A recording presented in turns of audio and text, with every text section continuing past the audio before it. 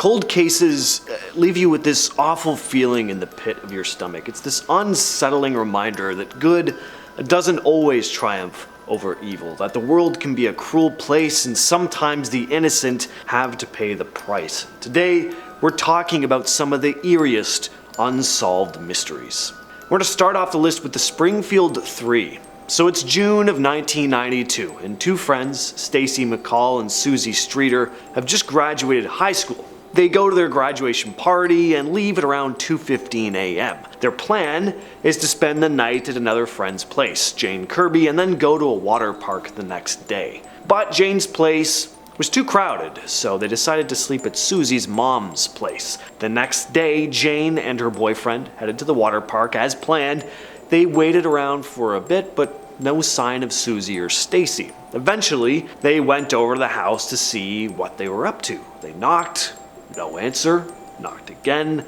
Nothing. They didn't seem to be home, but the door was unlocked and all of their cars were parked outside. A few hours go by and then Stacy's mom, Janice, comes over to investigate. They all entered the home to discover that, there was nobody home. Even stranger than their cars still being outside, though all of their purses were still home. Even Susie and her mom Cheryl's cigarettes were still there. On top of that, there was no sign of a struggle. It was as if they just vanished into thin air. And with no leads, there wasn't much anyone could do but aimlessly search around. Until this day, the case is still a complete mystery. Next on the list is Mr. Cruel. So this case is incredibly creepy. From 1987 to 1990, there were 3 attacks made by a still unknown assailant in Melbourne, Australia. He wore a balaclava, so victims were never able to get a good look at his face. All we have to go off is this unsettling police sketch. The media soon dubbed him Mr. Cruel, and the name really fits. This guy broke into 3 family homes with the entire families present and would torment them. He'd tie the parents up and cut the phone lines before abducting the youngest of the family. You can only imagine the despicable things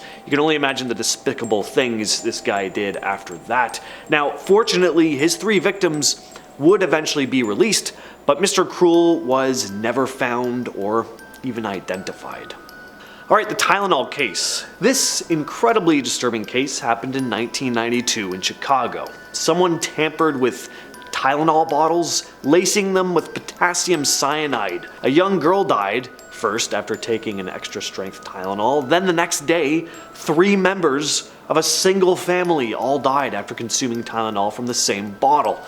On top of that, 3 separate people also died that day after taking Tylenol. When it was discovered that the Janices had died as a result of Tylenol, laced with 3 times the fatal amount of cyanide, a press conference was held advising people not to take Tylenol for the time being. Eventually, this led to the product being pulled, like loads of product from the shelves, and it was recalled nationwide eventually. Now we have things like pull stickers on bottles because of incidents just like this. The case really falls into that category of crime I've always found deeply unsettling.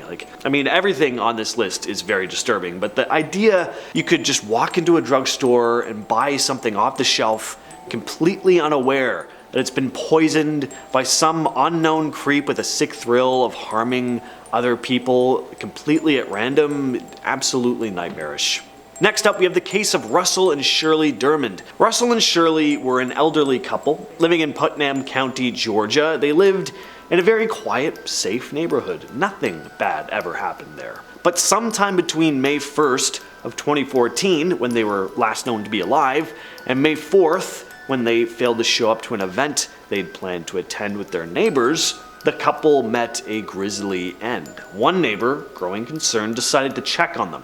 He knocked on their door and got no answer, but the door was unlocked. He eventually made a horrific discovery. Russell's decapitated body was lying in the garage, but Shirley was nowhere to be found. It wasn't until 10 days later that Shirley's body was found in a lake about 5 miles from the home. She'd suffered blunt force trauma to the head, and sadly the case was a total dead end. There were no witnesses, no evidence of a motive behind the attack, let alone a suspect, so the case remains unsolved to this day. Russell's head hasn't even been found. Next, we have the mysterious death of Robert Wone. So this is a very, very strange case. So on the night of August 2nd of 2006, Wone, who is a lawyer, was staying at the home of three friends, Joseph Prince, Victor Zaborski, and Dylan Ward, in Washington, D.C. That night, he was supposed to sleep in a guest room, but he was found dead in the room from stab wounds. The three housemates called the police, claiming that an unknown intruder must have entered the house, but investigators found little evidence of any forced entry, and even stranger, there were no signs of a struggle, like as if Wone hadn't tried to defend himself at all. This meant he was likely incapacitated with a paralyzing agent before being stabbed. The other strange part was the lack of blood. There was none. There wasn't even any coming out of his wounds.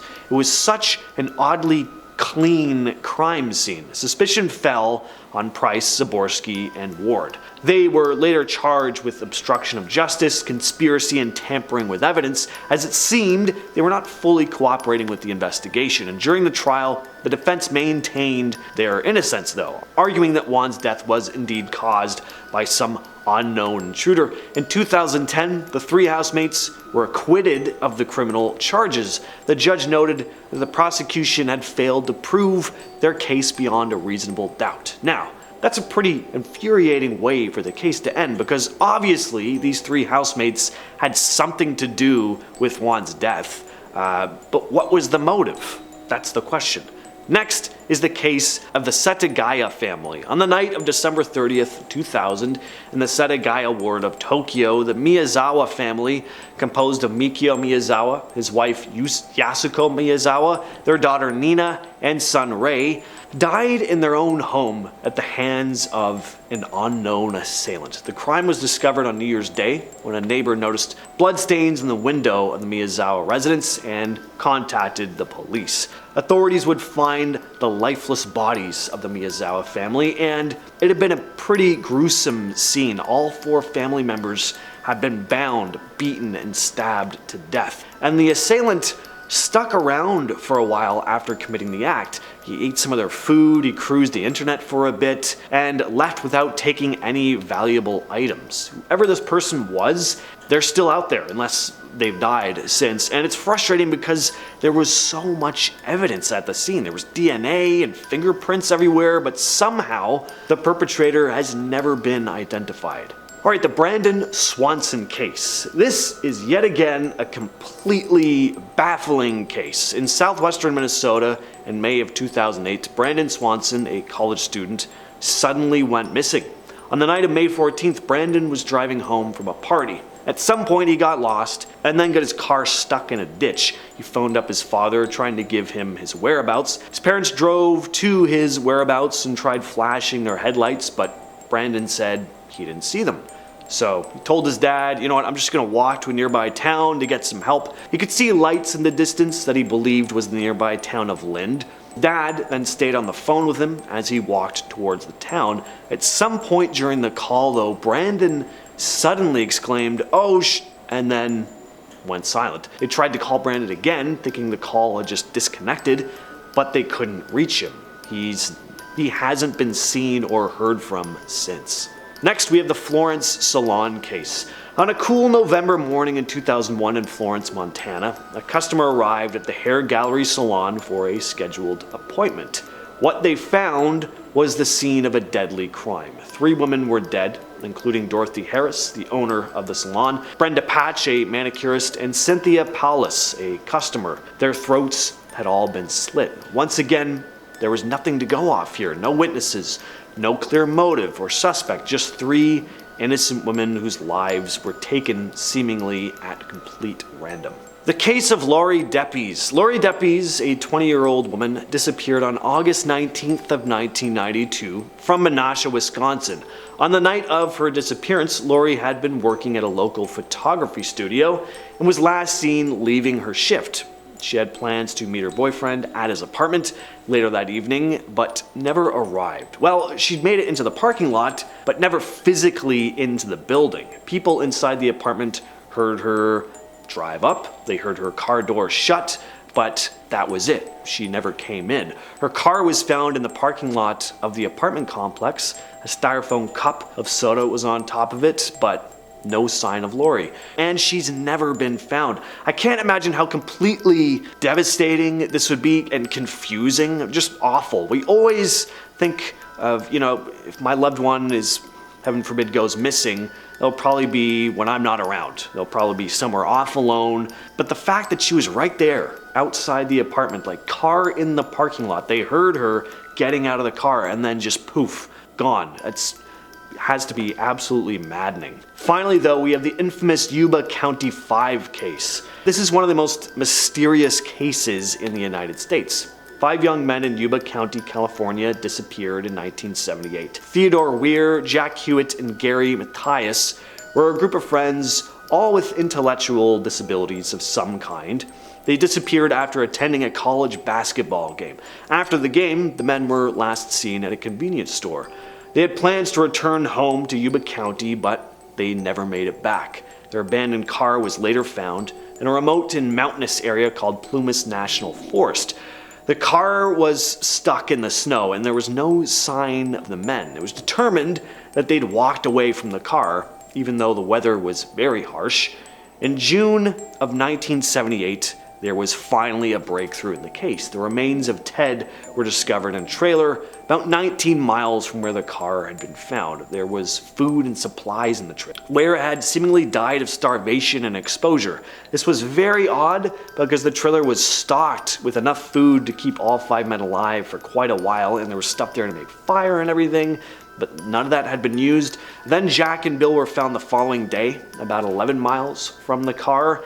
And all that was left of Bill were bones, and Jack looked to have been partially eaten by an animal. Jackie's remains were found 2 days later, and as for Gary, he was never found. So what went on here? Why did they leave so far from the car and try and stay in this trailer? Why didn't they eat the food that was there? We'll likely never know.